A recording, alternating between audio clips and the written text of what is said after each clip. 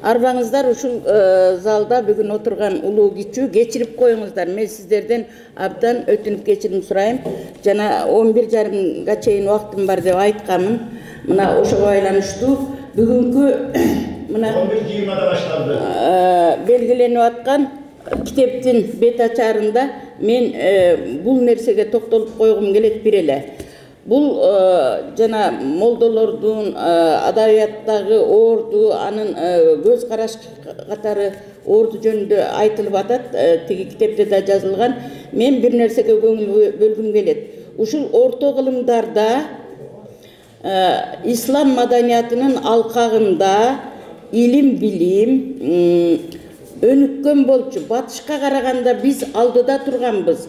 Ал эми азыркы мезгилде ошол илим динге байланыштуу нерсенин бардыгы эле, ал убакта молдолордун бардыгын эле биз илим билимсиз баягы артта калган көз караштарга теңеп жүрөбүз.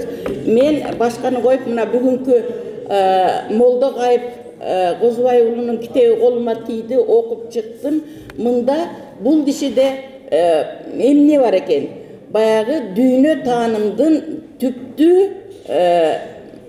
фундаменталдуу дейбиз, ошол системасы бар экен. Бул баштаганда мына философияда биз дүйнө пайда жаралуу жөнүндө айтканда болмуш жөнүндө айтабыз. Ошол бар болуу жөнүндө.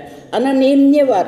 Анан дүйнө, өмүр жана убакыт, мына ушул маселелер бул биздин философиялык маселелер. Мына ушул маселелер козголгон экен. Анан бул кишинин өмүр таржымалын карап туруп, дагы толук эмес жактары бар экени көрүнүп турат. Жеке адам катары өзүнүн дүйнө туюму жөнүндө анча айтылган эмес. Демек, дагы толукталыш керек. Анан кыргыз турмушунун, кыргыз дүйнө таанымынын системасы, нормалары бар. Жанагы ар бир айтылган насыяттарында. Мына ошентип бул бүгүнкү күндүн эң актуалдуу темаларына үндөшүп турган китеп. Муну дагы тереңдеп айтабыз го деген ойдомун. Рахмат көңүл бурганыңыздарга.